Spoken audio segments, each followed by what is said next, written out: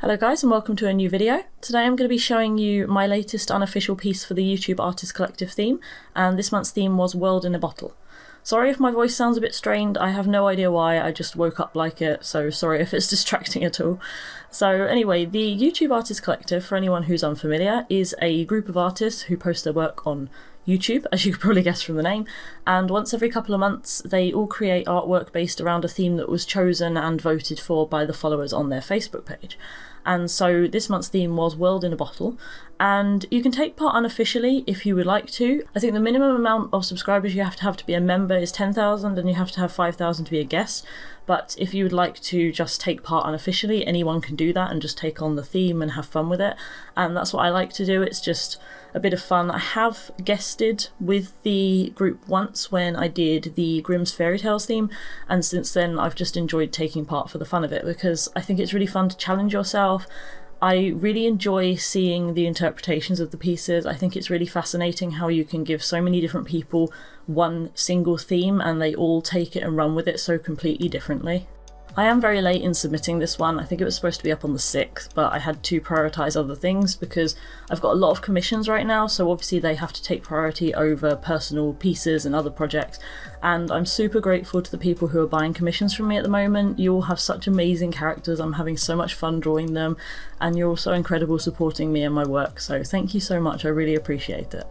But anyway, yes, because I've had those commissions, I had to kind of put this on the back burner, so unfortunately it is a few days late, but that's okay, it's just an unofficial piece. But if I was actually taking part properly, I would make sure it was done on time. So I was really excited to take on this theme because I had loads of different ideas, but because of time constraints I had to decide on one fairly quickly, which is why I haven't showed you the thumbnails of this because they were so quick and so rough, they just weren't really much to look at, because ideally I would have drawn thumbnails for every concept that I had and then narrowed it down, and I just didn't have the time, so I just drew some very, very limited thumbnails, and then my final piece didn't really end up looking anything like them anyway.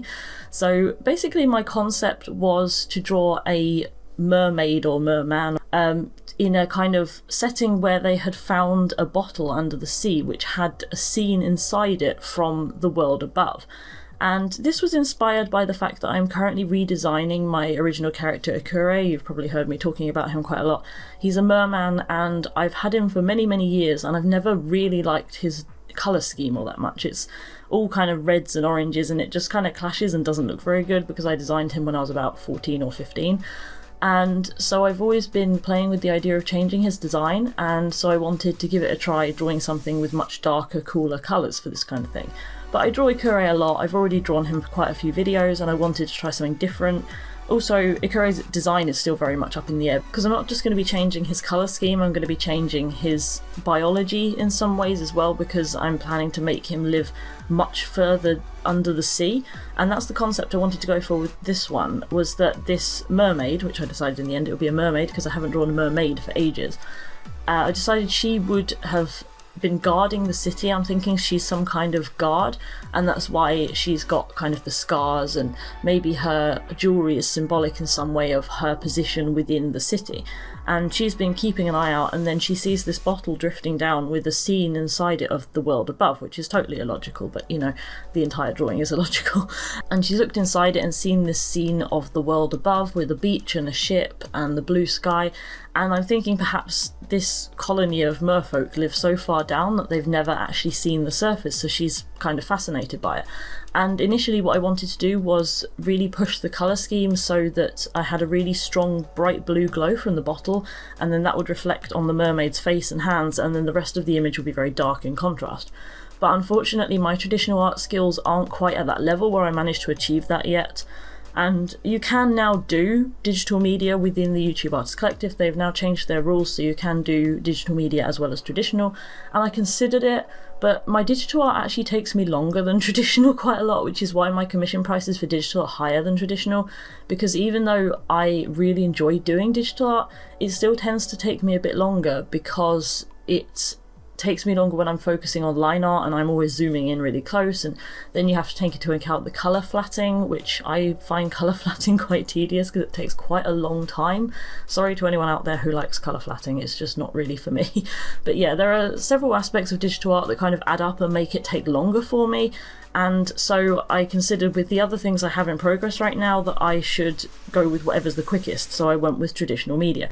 I did this piece on hot press paper. This paper is by MozArt or MozArt. It's spelled like Mozart, but I'm presuming it's not named after him. Yeah, I think it's MozArt. And it was actually a really good value pad. It was like 50 sheets for 12 quid. But I do still need some practice with using hot press paper because it doesn't take quite as much of an assault as my usual paper that I use, because I'm used to being able to kind of attack it and use a load of washes, and this one didn't really take it as well, and the paper did start to come up a little bit after the point where I'd used a lot of layers of colour. So I kind of had to simplify my original idea, which was why I couldn't then push those colours as far as I wanted and make the background as dark as I wanted and the foreground as light as I wanted. And also as well, the issue of not being able to make the foreground as light as I wanted is because I didn't start off with light enough washes, so that's something I'm still very much learning. I am still very, very new at this, which is another reason I like doing the collective pieces, because they do push me and help me to try different things.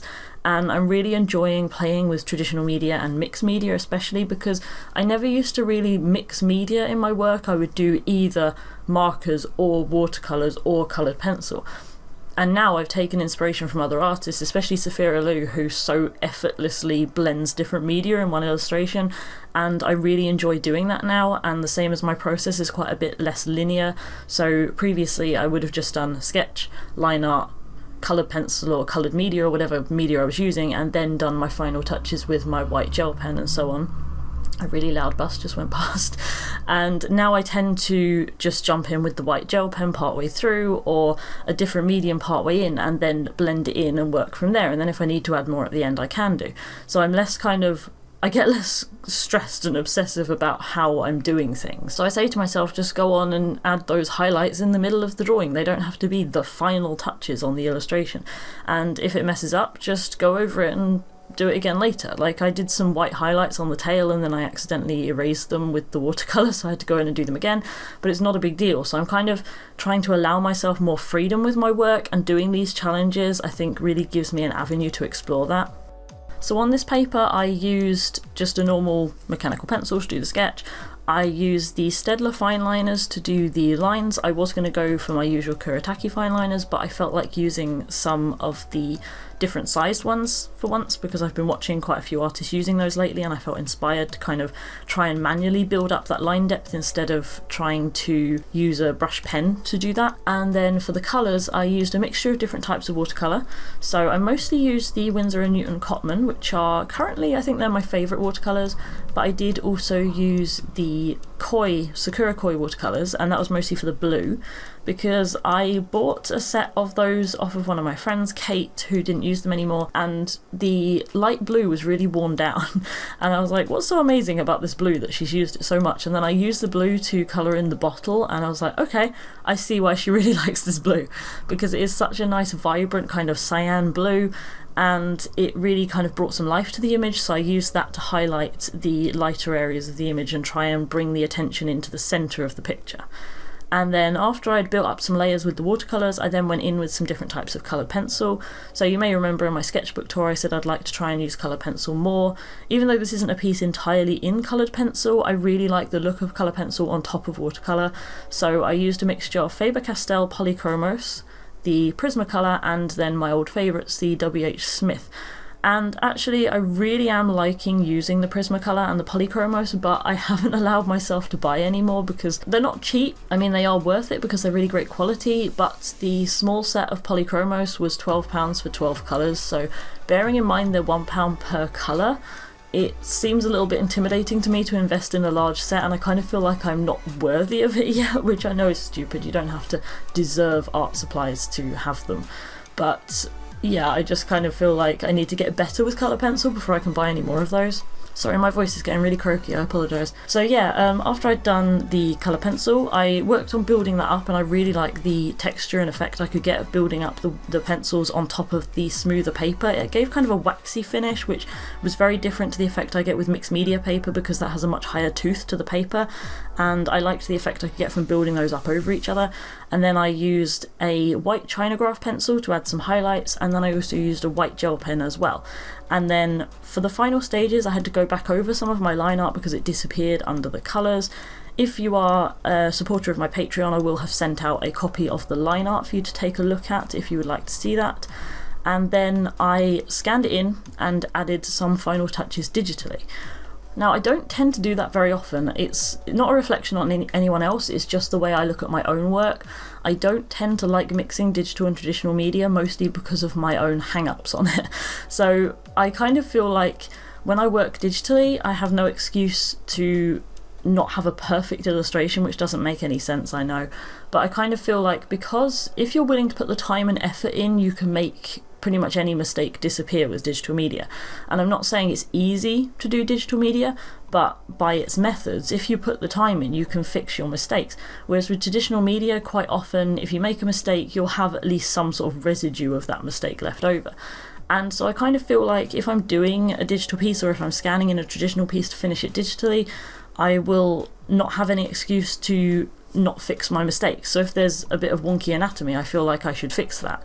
And so I kind of get hung up on spending ages then fixing the piece digitally, and then it doesn't end up looking anything like the traditional one. I haven't really preserved the essence of the original. And so it's kind of a struggle to balance that out on this, but I did really want to push those colours and maintain that original concept I had in mind of the blue of the bottle being much brighter.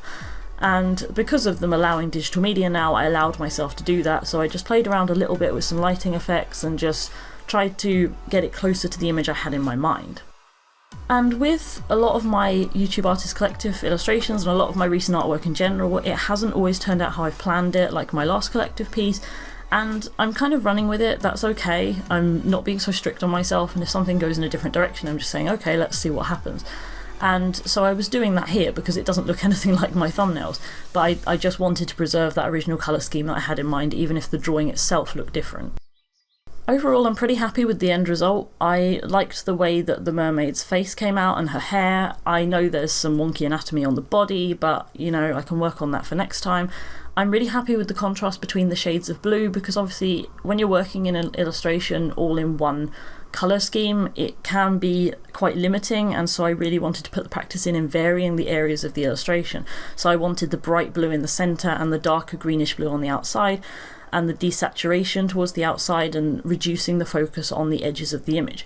So I am really happy with how those aspects of the illustration turned out, and I'm really happy that I can then put that stuff into practice in future illustrations. So it was definitely worth doing. As always, I did enjoy it. I really enjoy seeing everyone else's interpretations of the themes as well, and I hope mine fits the theme well enough. I did think about doing something kind of space themed, but I've been doing a lot of space themed stuff lately, so yeah, I wanted to try and draw something under the sea instead. So I really hope you like the end result. Please do let me know what you think in the comments below, and thank you so much as always for watching. I hope to see you next time. Bye!